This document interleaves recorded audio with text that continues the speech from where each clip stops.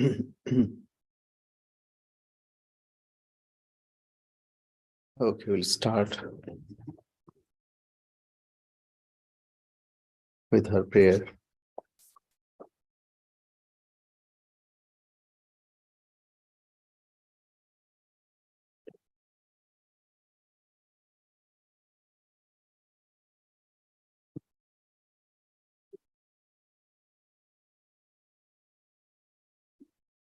Shri Gurubhyo Namaha Harihi Om. Sahana Vavatu Sahano Bhunaktu Sahaviryam Karvavahai Tejasvinavadhitamastu ma vidvishavahai. Om Shanti Shanti Shanti Harihi Om. Asato ma Sadgamaya Tamaso ma Jyotirgamaya Mrityurma Amritam Gamaya Aviravirmayedhi. Om Shanti Shanti Shanti Harihi Om. Tava Kathamritam Tapta Jivanam Kavibhiriditam Kalmashapaham Shravanamangalam Srimadaatatam Bhuvi Grinanti Ye Bhurida Janaha. Let we be protected, let we be nourished. Let we strive with energy and vigor. Let our study be enlightening and not give rise to hostility. Om peace, peace, peace. Lead us to truth and not to untruth. Lead us to enlightenment, not ignorance. Lead us to immortality and not death. Let the self-manifest Atman grow in me. Om peace, peace, peace. Your nectar-like words and warm and inspiring life stories, eulogized by learned sages, are indeed eradicator offshoots of ignorance. These are auspicious to hear, and it is helpful to cultivate in one's own life. It is propitious to cultivate in one's own life. Those who take these words to the world are indeed great benefactor of the world. As we know, Durga Puja is round the corner. Bengal, and especially the whole India, will engage in worship of Divine Mother. As Sri Ramakrishna said, Brahman and Shakti. Brahman is Nirvikar, Nirakar, without attributes, without any action. He remains. And the second one is Shakti, who creates, preserves, and absorbs. So this is, as Sri Ramakrishna also gave example, like water and snake. So water, when it is placid, it is not moving, it is Brahman. And when it is moving, creating waves, then it is expression of Shakti. The same water. Similarly, snake, when it is moving, it is expression of Shakti, but when it is not moving, expression of Brahman. So what is here? Why we are to thinking about it? So Sri Ramakrishna himself said, is she ordinary? She is my Shakti. So indicating the Divine Mother, the Holy Mother, Sri Sarada Devi, Sri Ramakrishna said that she is my Shakti. She is not ordinary. And sometimes he said that she is my, she is Saraswati. She has come to impart knowledge. So this is very important relationship that we find. And Sri Ramakrishna himself worshipped Mother, invoked Divine Mother in the person of Sri Sarada Devi. So this is very important that we see the example. So Sri Ramakrishna is like Nirvikar when he's in Samadhi, but Mother is supporting the Ramakrishna family. Mother is guiding the whole Ramakrishna order. So this is what we find, and it is like expression. Like in nature we find sun gives light, but it's a bit harsh, difficult to forbear. Whereas moon is very soothing. So Sri Ramakrishna is like sun. It's very brilliant. It's difficult to even look at him, let alone practicing. And as we know that incident, Sri Ramakrishna complained to Holy Mother that you are spoiling these children. They are eating more. Yeah, why you are giving so many rotis, breads? But Mother said, they are my children. Whatever they want to have, I'll provide that. If you cannot look after them, better not to worry about it. So she took care of all the children. So in a family also we see father and mother. Mother is always soothing, loving, supporting, but father is a bit harsh, though both are good. So Sri Ramakrishna also wanted our good, but so this is very important. Now we are in the section where we are going through the preparation for that. Paul, please mention the page number. Okay, Swami. Let me see. So page 65. Is that right? This ceremony was significant. Let me see. I'm on the iPad, so, but I think it's still. Mhm. Yeah, I think it is page 65. I watched last week's lecture and last night, and Yes. yeah, this is where it is, Okay. page 65. Yes, please go ahead then. Okay. This ceremony was significant for both Ramakrishna and Sharda for 4 reasons. First, although both were divine, when they incarnated as human beings, their minds were covered with a thin veil of Maya. If they were always aware of their true nature, they could not have functioned in the world. When they were young, they were not fully aware of their divinity. Because Ramakrishna had attained illumination by performing sadhana, he decided to awaken his young wife's divinity. Now here, one may differ. Sri Krishna says that Ajopi san abhyatma, bhutanam ishwaropi san, prakritim swam avastabhya sambhavami atma maya. God himself creates his own Leela. So if that is absent, how can he create? So this is Leela.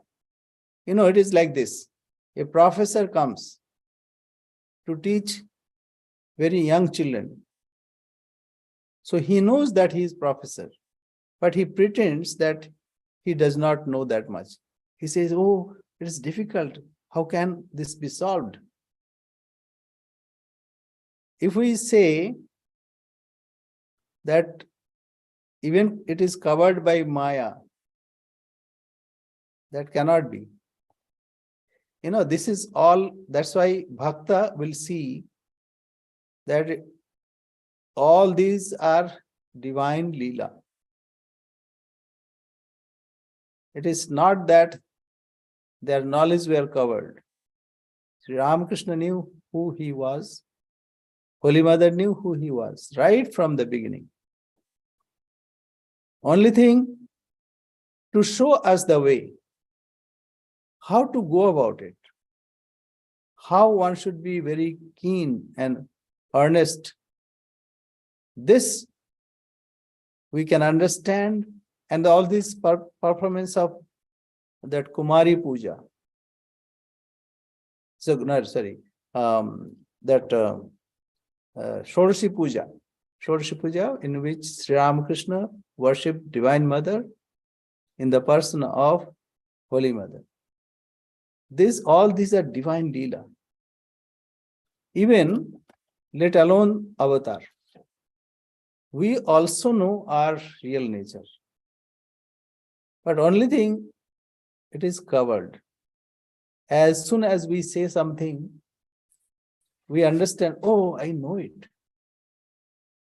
So this inkling is within us. For a jiva, it is covered. But the divine incarnation, how can it be covered? If it is covered, then and Bhakta does not admit. One may show that, Sri Ramakrishna worshipped Mother Kali and he was so eager, all he did. But this is his Leela. Leela is like acting. The person knows that I am not a beggar, but he acts like a beggar. And it is so perfect that even beggars will think that, yes, he's one of us. So, in the case of incarnation, it is fully and completely known. Like once it was asked, somebody asked Holy Mother, Mother, do you remember all the time? The mother said, no. But whenever I want, immediately I remember. So whenever I want means what? She pretends like an actor. An actor, whenever actor is acting, though he or she knows that what part one is playing, it's only pretense.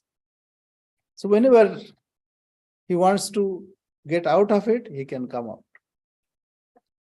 Otherwise, it will be similar to Jiva. So anyway, we go forward. Yes. Second, their souls became one with pure consciousness and transcended the idea of sex, which originates from body consciousness. Just as Ramakrishna saw the Divine Mother in Sarada, she also saw the Master as the embodiment of all gods and goddesses. Sarada later said to one of her disciples, "Know that the Master and I are identical."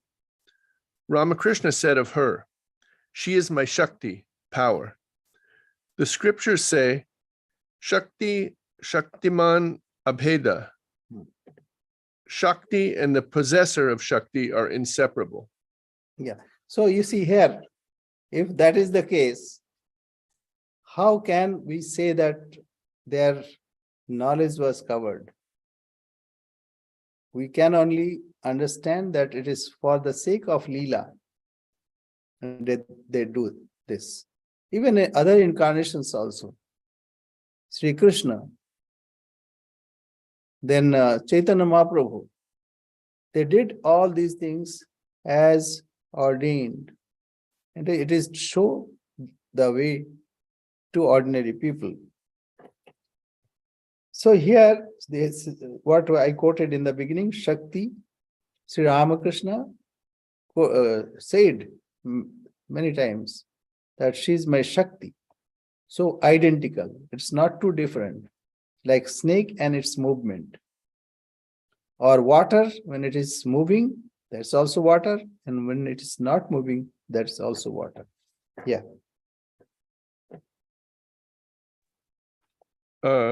Third, in this ceremony, the master gave Sarada a taste of divine love.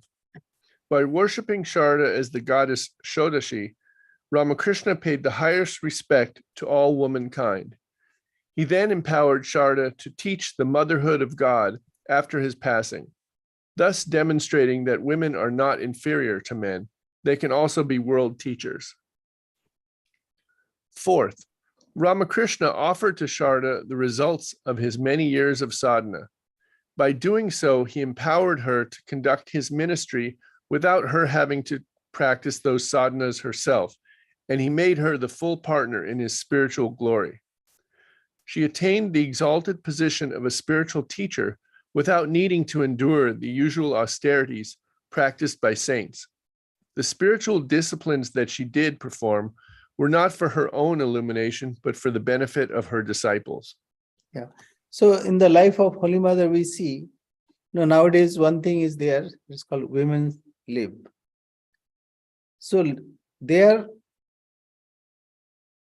something should be done imitating men. That should not be the purpose.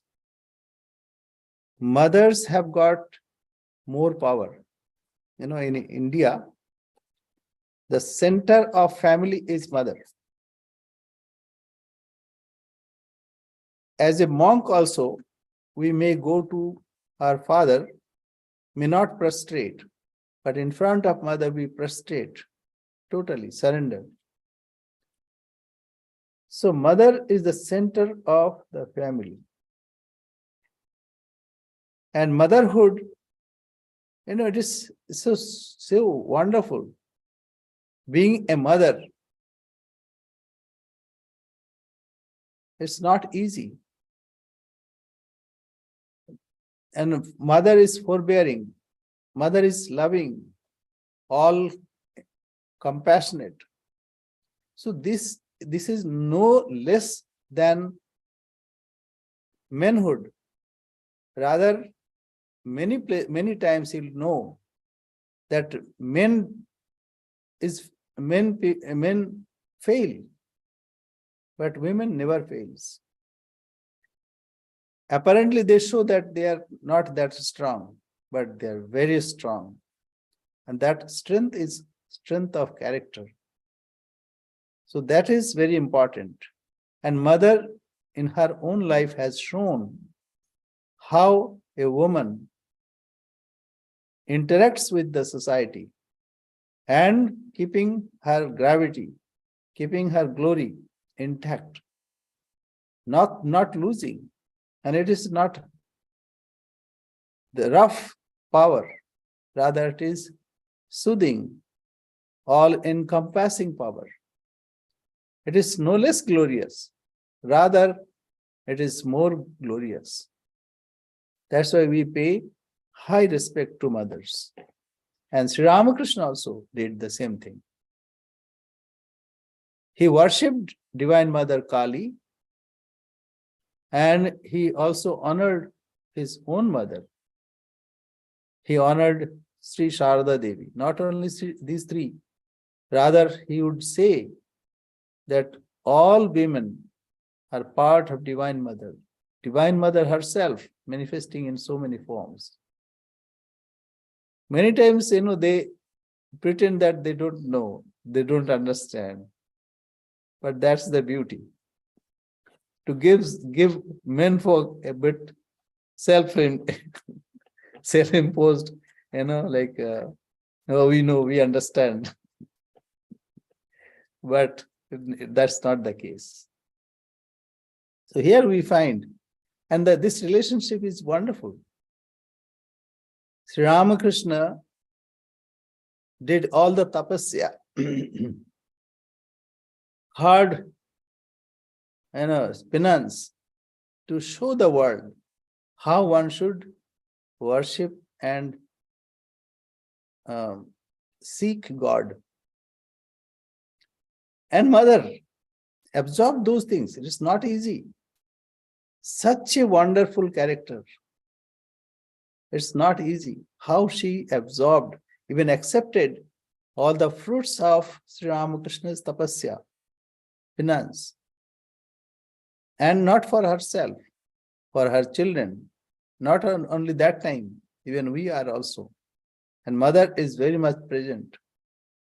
Many times we feel mother is guiding us. So it is not that motherhood is less.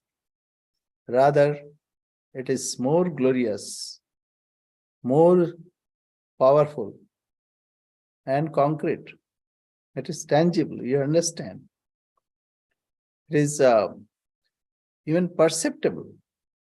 So many times we don't understand whether father loves us or not. But we understand very much. Mother very much loves us. Yeah.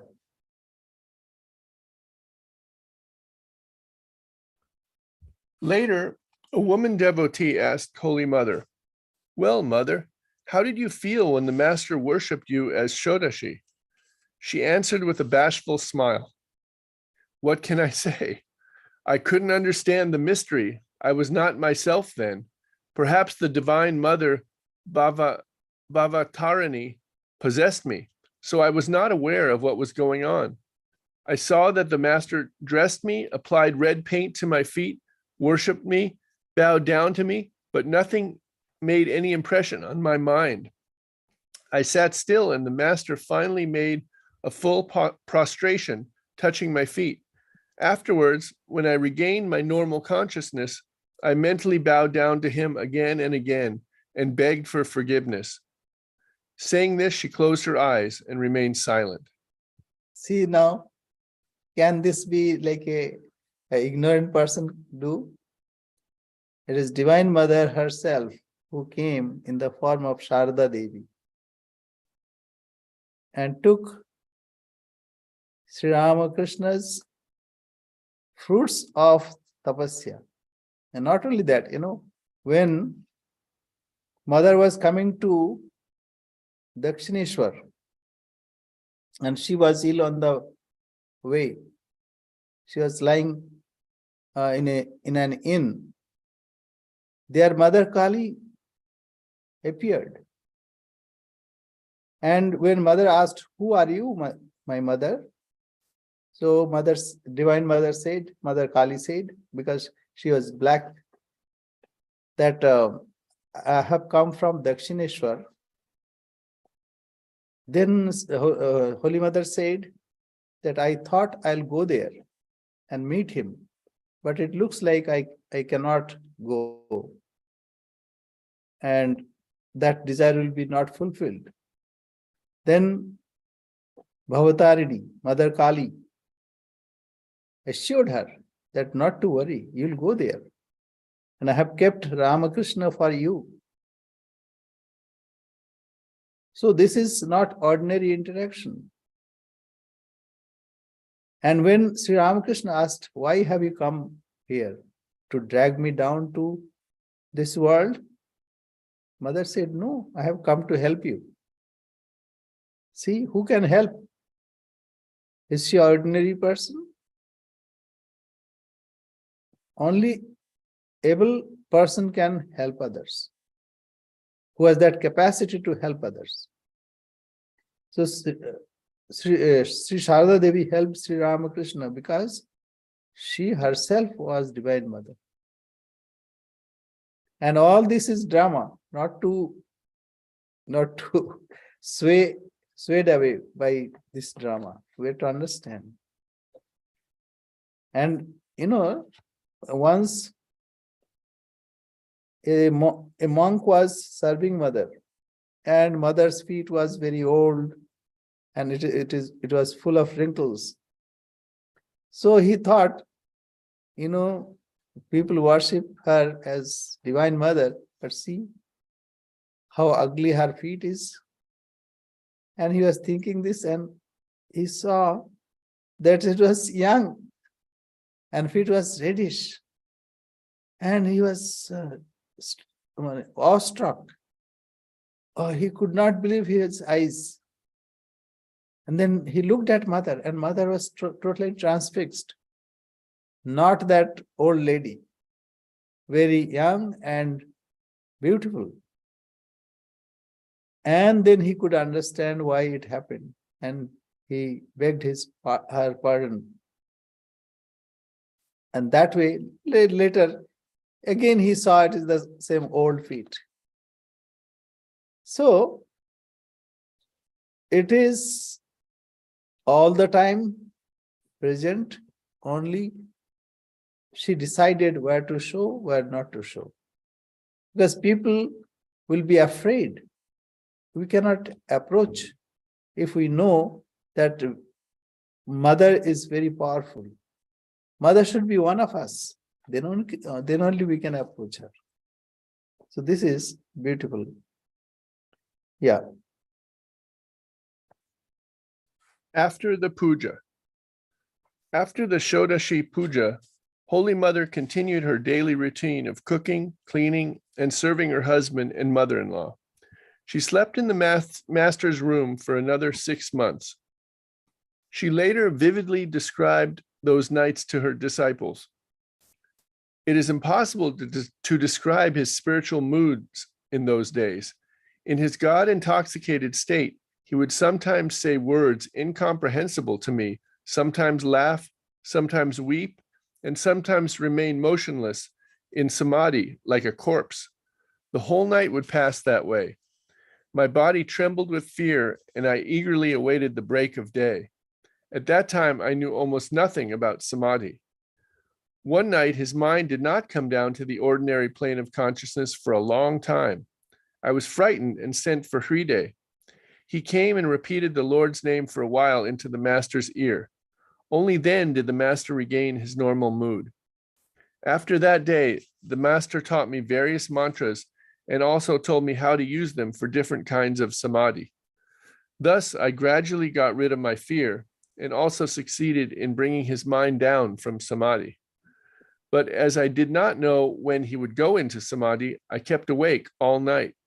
Coming to realize my plight, he asked me to sleep in the Nahabad.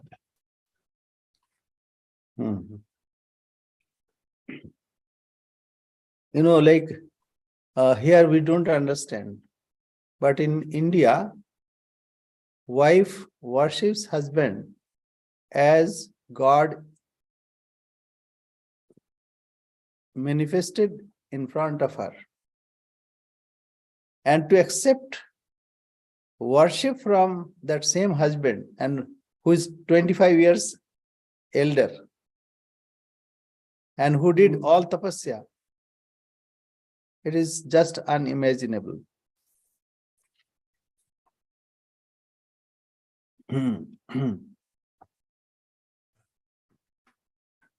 There are 2 Nahabats in the temple garden of Dakshineshwar, one in the south, the other in the north. Holy Mother lived Nahabat means music tower, and it is two story high. 2 story means not full story, maybe about 10 feet, and then another 10 feet. It's very small.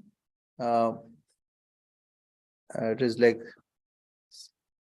semicircular, or like just 6 angled, hexagonal, and then it is one can sit upstairs and play music, so that many people would listen. So Dakshineshwar Kali temple, and one is on the north, one is at the south. Yeah, Nahabat. There are 2 Nahabats in the temple garden of Dakshineshwar, one in the south, the other in the north. Holy Mother lived with her mother-in-law in the northern Nahabat, Chandramani staying upstairs and Holy Mother downstairs. Her tiny octagonal room was 7 feet 9 inches long and 7 feet 9 inches wide. Its ceiling was 9 feet 3 inches in height. Its door was 2 feet 2 inches wide and 4 feet 2 inches high, too low for Holy Mother, who was approximately 5 feet 6 tall. Holy Mother recalled, The door to the Nahabat was so low that at first I would always bump my head against the upper frame. One day I got a cut on my head. Then I became accustomed to it. My head bent of itself as soon as I approached the door. Many aristocratic women from Calcutta frequently came there. They would stand at the door, peep inside, and remark, "Ah, what a tiny room for our good child. She is in exile, as it were, like Sita." Yeah. So if you see that exactly, the measurement is like this. Yes, yeah, go ahead. In our minds, we can see Holy Mother busy with her housework and forgetting herself in service to her husband and mother-in-law. Her head bumps against the door frame and tears trickle from her eyes. Covering her wound with her veil and ignoring the pain, she serves her husband and mother-in-law. Chandramani was so infirm that she could hardly move, and she depended on her daughter-in-law for everything.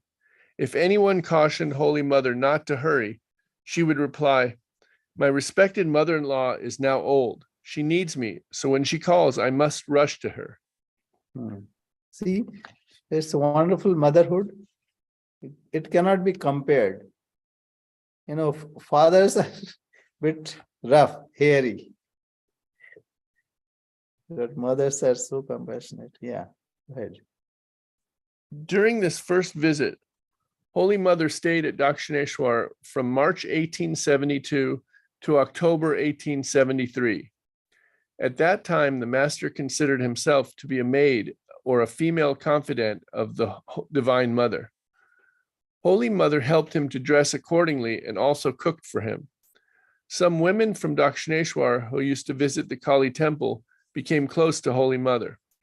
Prompted by these women, one day Holy Mother said to the master, "Well, if there is no child, how will the family continue?" This is womanly talk. And even mother also. Once Sri Ramakrishna said, you know, children are born and they die. Holy Mother quietly said, all would not die.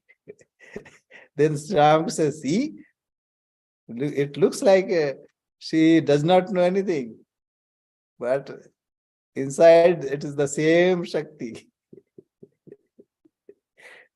So anyway, so serving others and whatever is needed, you know, it is a great art of serving. Or all cannot do. Attending to mother-in-law and Sri Ramakrishna and even children, that young Naren, Rakhal, all young devotees, to cook for them, and time, there was no time. Whenever they would come, and Sri Ramakrishna would send words, and she would cook.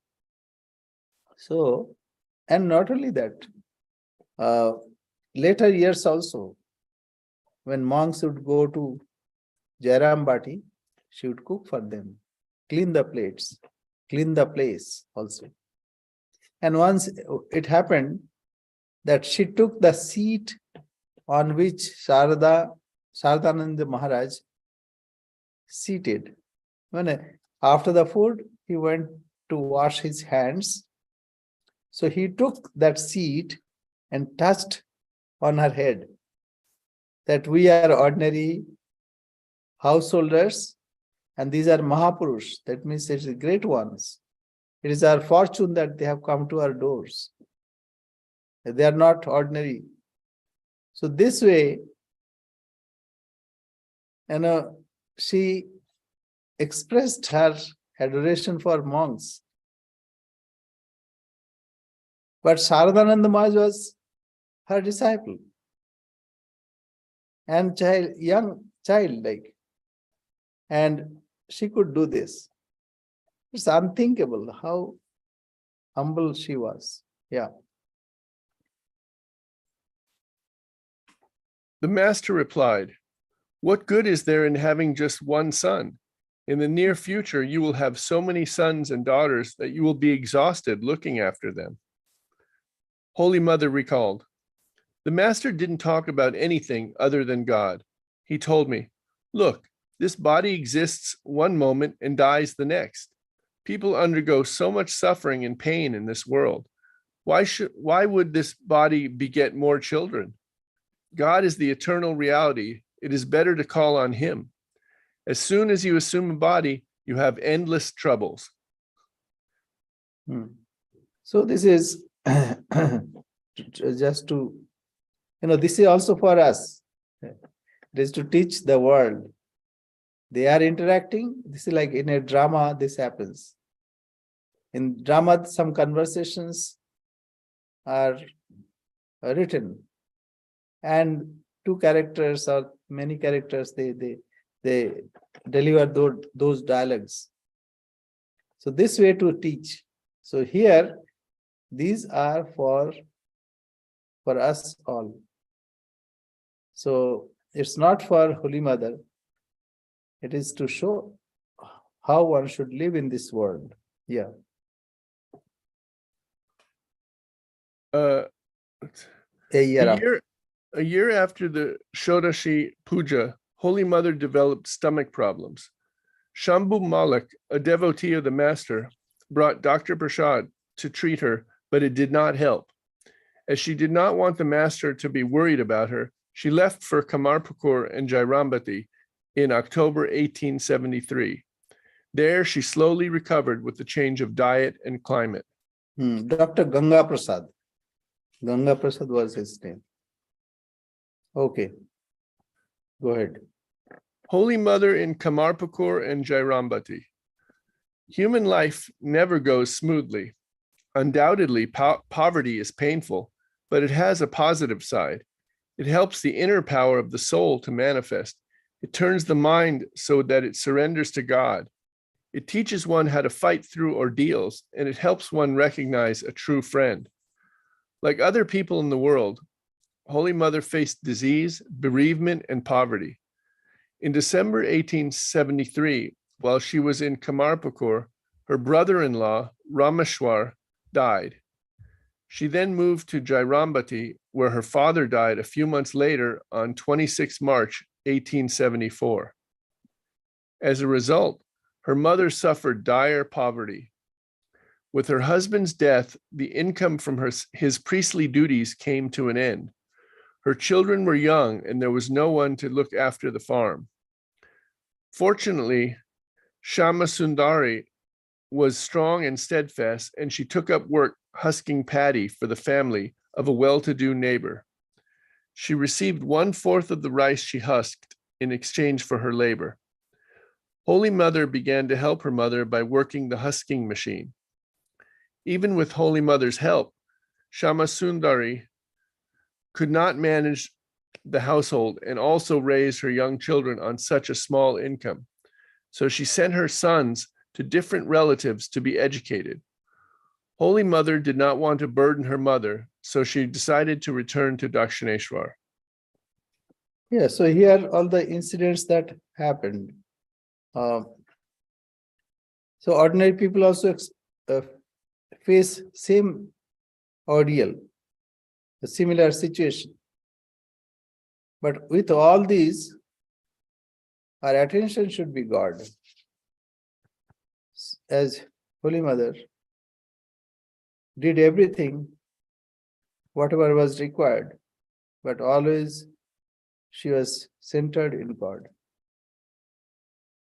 So, yeah, go ahead. See, this is descriptive, nothing much to talk about, but yes, go ahead. Second visit to Dakshineshwar. During Ramakrishna's lifetime, Holy Mother traveled between the Jairambati, Kamarpukur area and the Dakshineshwar 9 times. The distance between the Jairambati Kamarpukur area and Dakshineshwar is 60 miles via the Telo Belo route. See the route map on page 806. And they also list of 7 times. That's also given in the book.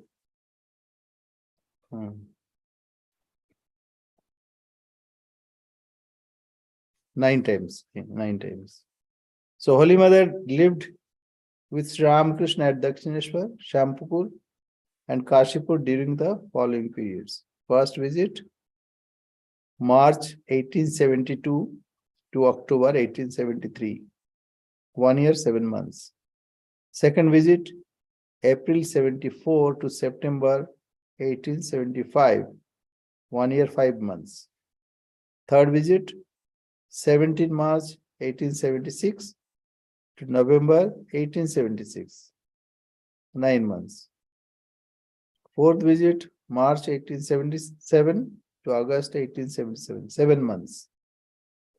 Fifth visit, March 1881, 1 day. I think that day, Sri Ramakrishna said that it is not auspicious to go back. The sixth visit, January 1882 to June 1883, 1 year, 6 months. Seventh visit, January 1884, 1 day. Eighth visit, January 1884 to July 1884, 7 months. Ninth visit, March 1885 to August 1886, 1 year, 5 months. Yeah. Go ahead. Holy Mother would walk 52 miles, cross 4 rivers by ferry, and finally take a boat across the Ganges from Baidyabati to Dakshineshwar. She had no shoes and wore only a sari. She walked through the sun and rain without an umbrella, ignoring her discomfort. On her long journeys, she would carry a cloth bundle either on her head or held against her waist under her right arm. The bundle contained all her belongings, a couple of saris, her jewelry, a thin towel, a cloth filled with puffed rice, a few chunks of hard molasses, and some bananas or other fruit. She would tie a few coins into one of the upper corners of her sari to pay the ferryman. Like once a monk asked, Mother, you are very ordinary. The mother said, yes, I am very ordinary. Find another ordinary woman like me. So it is really like a village woman. She lived very ordinary life. But it doesn't mean that she was ordinary. Extraordinarily ordinary. Okay, go ahead. Holy Mother was extremely intelligent and practical. When she traveled, she hid her jewelry inside the puffed rice to protect it from robbers. Holy Mother always traveled in a group to protect herself from highwaymen. When she and her companions were tired, they rested along the side of a road under a tree. They bathed in their saris in a pond or lake near the road and then let their clothes dry on their bodies. They passed their nights on rope cots or on straw beds in roadside inns that provided a resting place for pilgrims or passerby. The owners of inns often ran grocery shops. The travelers who could not afford to buy a meal could buy rice and dal to cook their own meal. It probably took Holy Mother 3 or 4 days to reach Dakshineshwar from Jairambati or Kamarpukur. She arrived in Dakshineshwar in April 1874 for her second visit. She again took up residence in the Nahabat and began serving the master and his mother. Now it takes about maybe 2.5 hours. So 60 miles, though the roads are now better because of crowd and other conditions, it takes a little more. But 2 hours, I think. Lately, I don't know. But previously, the roads were very rough, uneven. So we would say there is no need to go to moon.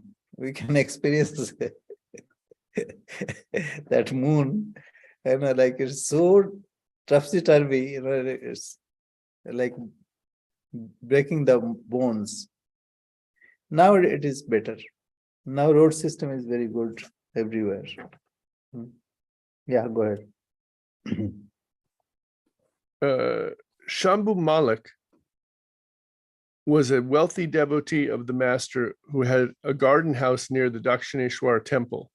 When he saw the mother's tiny living quarters in the Nahabat, he decided to build a cottage for her. Swami Shardananda described the situation.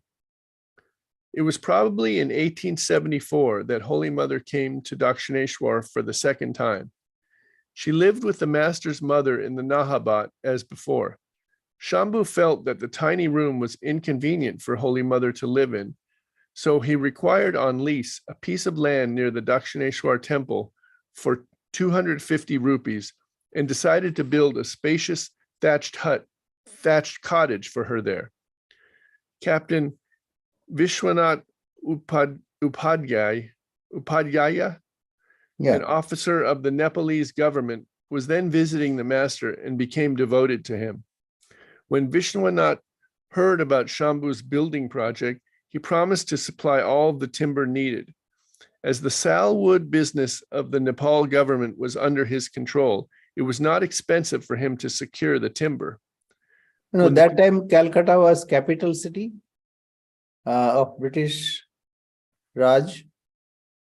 So that is why even from Nepal or other states, some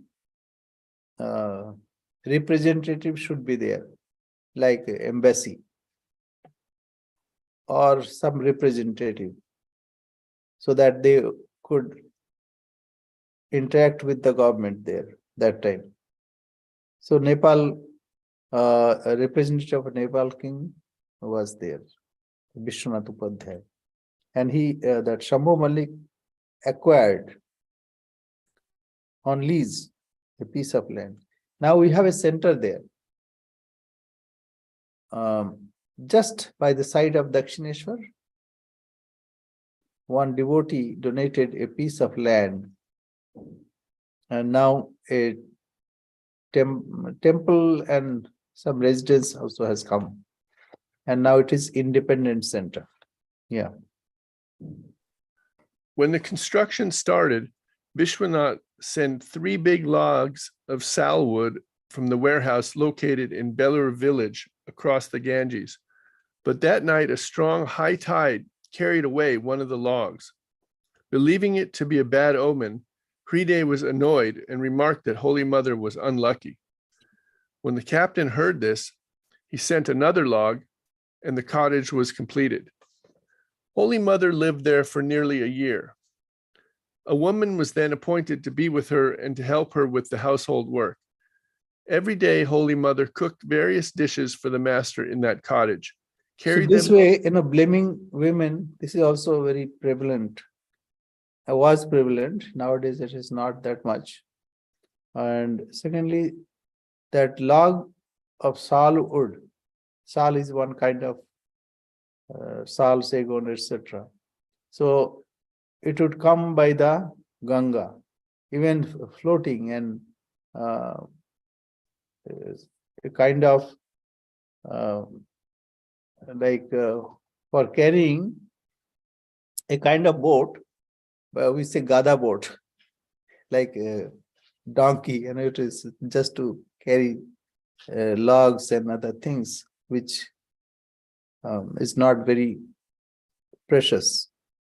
So that by floating also would come there. Yes.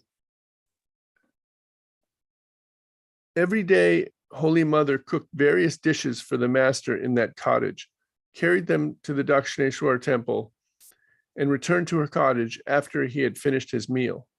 Sometimes during the day, the master would visit the cottage to look after her and make sure she was happy. He would stay with her for a while, and then he would return to the temple. There was only one exception to this routine. One afternoon, as soon as the master arrived at Holy Mother's cottage, a heavy rain started falling. It continued until midnight, making it impossible for him to return to the temple. He was compelled to stay there overnight, and Holy Mother cooked rice and soup to serve him.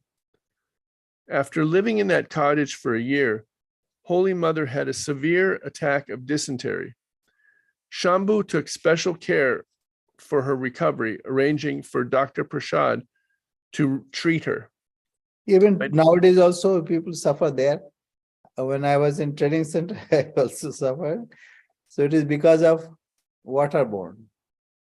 Water is not that purified, that is why. And when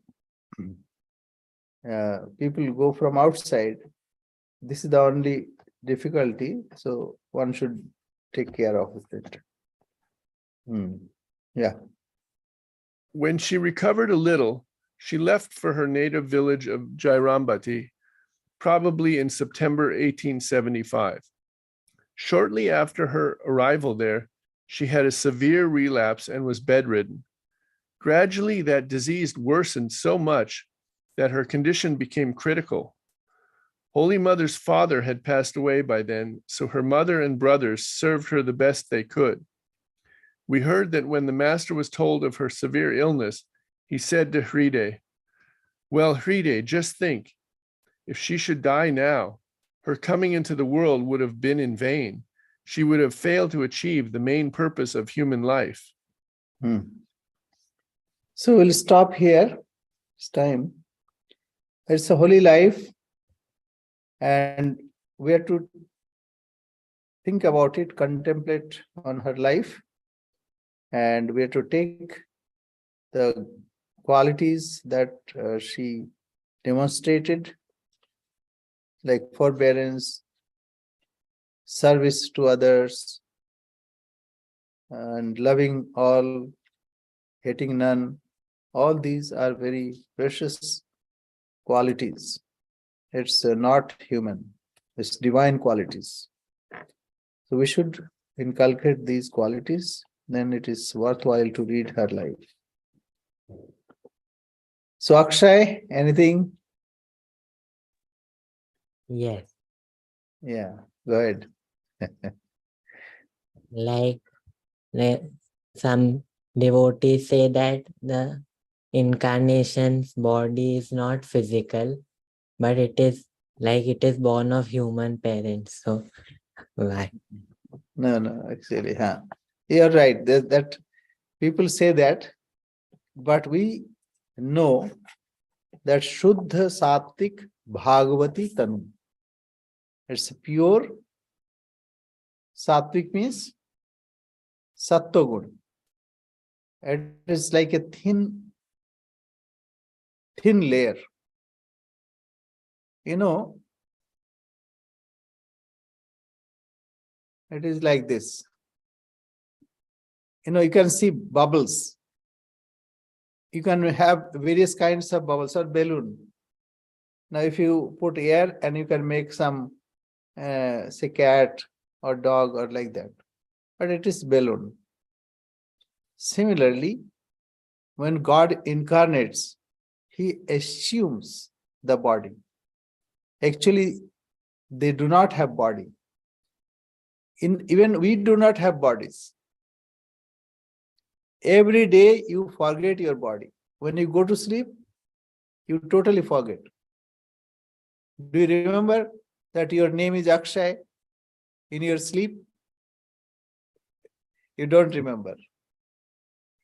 And sometimes we are in deep sleep. That time we totally forget about even ourselves. So in waking state, we are waker. And this world, it looks like I'm real. This world is real. But when we go to sleep, we forget everything. How much money I have in bank, how many properties, all we forget. If you don't forget, you cannot sleep. For sleep, you must forget, right? And in deep sleep, you forget even that you are a dreamer. In dream also you create.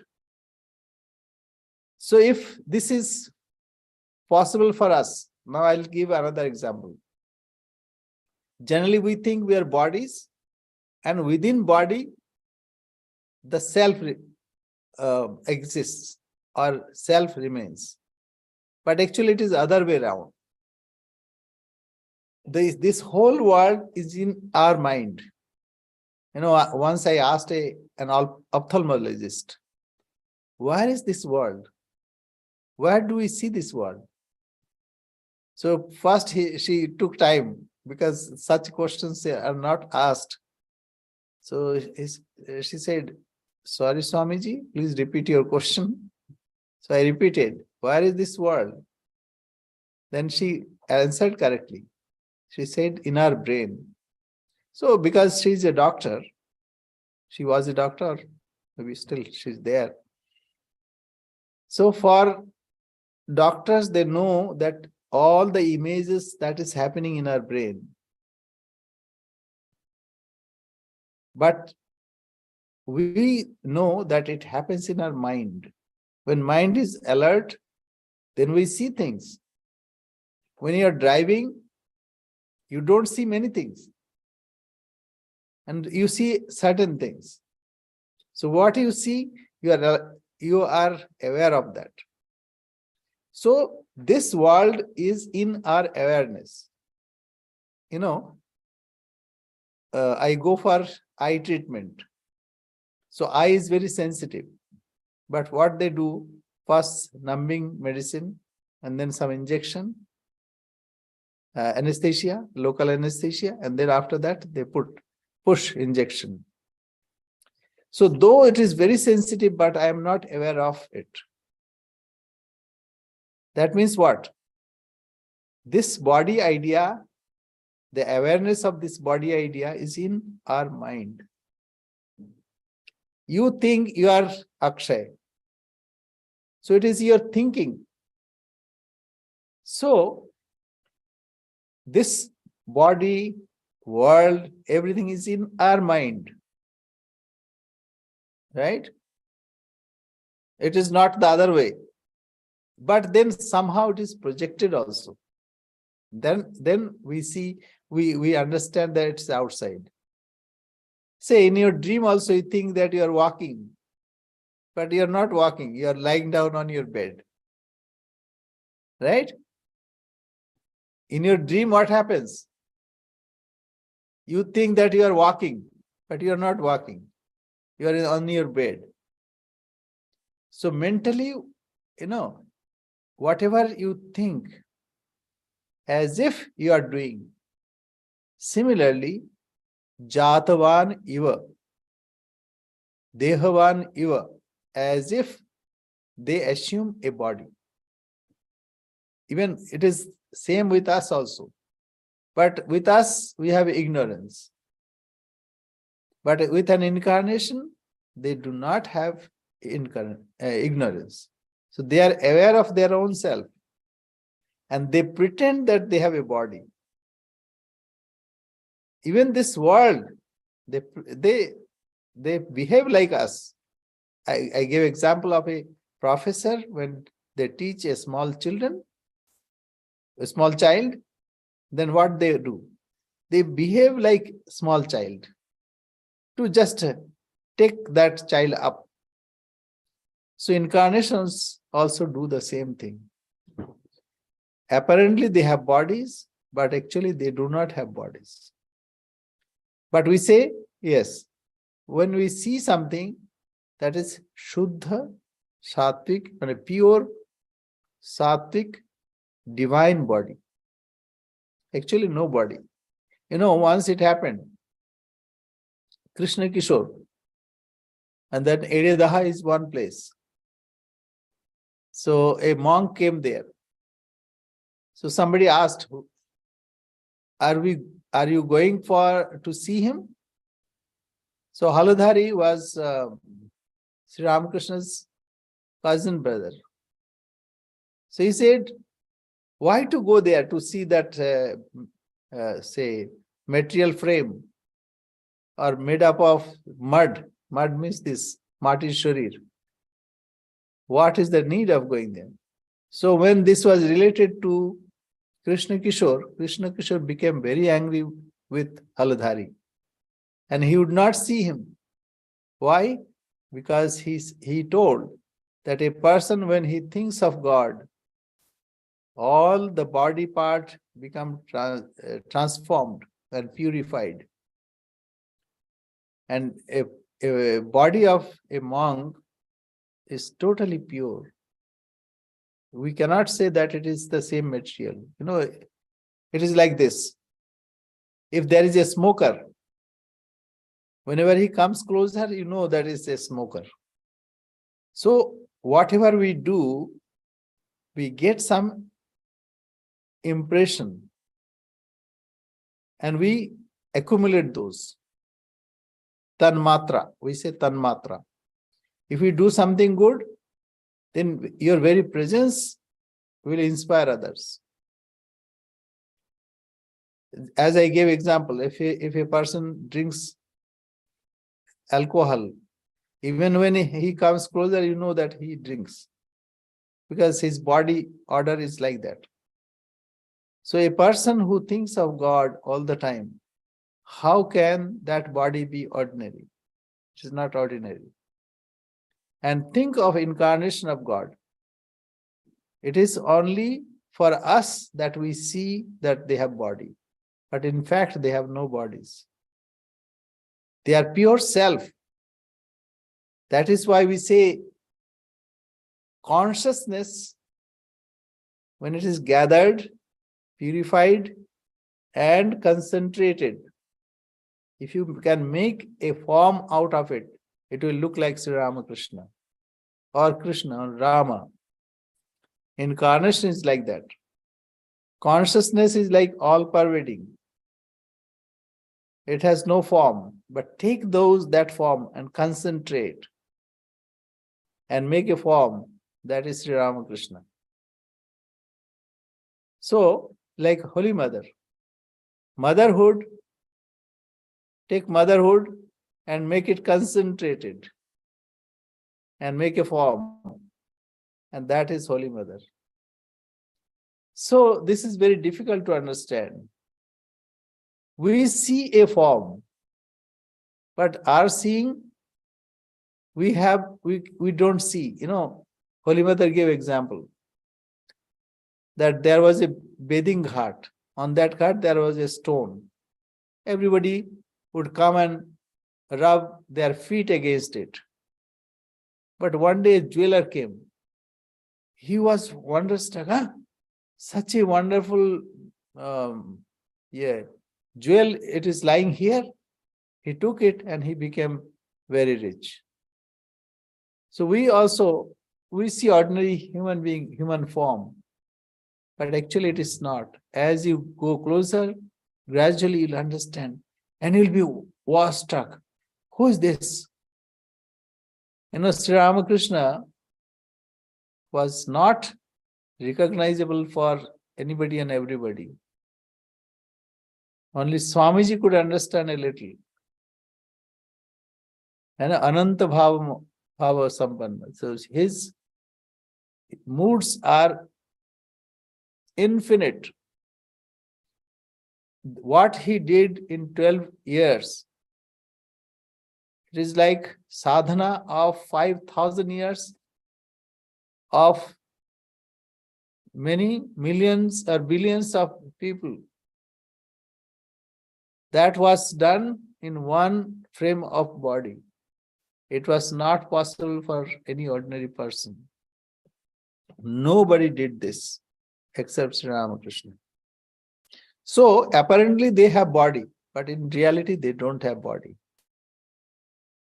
As you say, like a person, say scientist, when he thinks about a scientific matter, he becomes so concentrated in it. He has no body idea. So this you'll understand later. Gradually you'll understand. Right? It's not easy to understand, but by the grace of God, you'll understand, because you have that samskara. And that's why you ask such questions. Okay. Thank you very much. I don't know how much I could convey, but it is not easy. And know for certain that those who have grace, they only can understand this. Thank you. Okay. Thank you very much. Pranam Swamiji. Namaste. We'll say our Om Purnamada Purnamidam Purnat Purnamudachyate Purnasya Purnamadaya Purnamivavashishyate Om Shanti Shanti Shanti Harihi Om Tatsat Sri Ramakrishna Arpanamastu. Now, if I ask you how long you remember that you are a body or you have a body, how long? Not in your sleeping time, not when you are reading, not when you are, say, concentrating in something else. Even our relatives, when a family man becomes a monk or goes away from home, so they feel that we have lost him. But actually, when they are living together, that time also they don't think about each other. So suppose you are in your family, but you are thinking about your friends, about school. You hardly think about your mother. Am I right? Yes. So even when you are in proximity, you don't think of each other. But people have a notion, oh, he's there. Whenever I want to see, I can see Akshay. So we think that Akshay is close by. So it is our thinking. As we think, and gradually if you think about God only, then all other things drop away.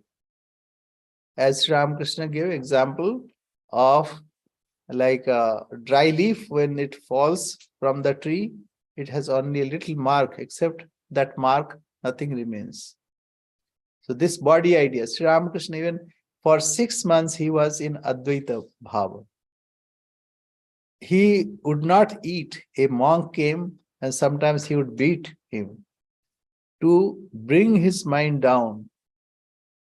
Even in the gospel, you can see many times Sri Ramakrishna is saying that I want to drink water. I would eat something. So it is not for eating or drinking. It is to have a desire to bring the mind down, to make that instrument for the devotees. Otherwise, he is all the time in samadhi. Then devotees will not get the joy. So that's why he would bring his mind down. It is difficult to understand. Swami, I know you've gone well over, but can I ask you along these lines? With Holy Mother, in the same way, like Sri Ramakrishna would drink water, something to come down. Do you think Radhu played a similar? Yeah, correct. Radhu played that part. And when mother wanted to go back, then he said, take away Radhu. No attachment. So that's why she used to keep all relatives, even all those, just to bring her mind down. Otherwise, her mind would soar. And same thing, Swami Vivekananda also. Always he wanted to meditate and go into samadhi. But Sri Ramakrishna brought him down. He said, no, you have to do my mother's work. It is for the welfare of the world. So he had to struggle a lot. Anyway, thank you very much. Thank you all. Namaste. Thank you, Swamiji. Namaste. Namaste, Lalita. And Pranam. Arulaji. Namaste. Maharaj. Namaste, Tom.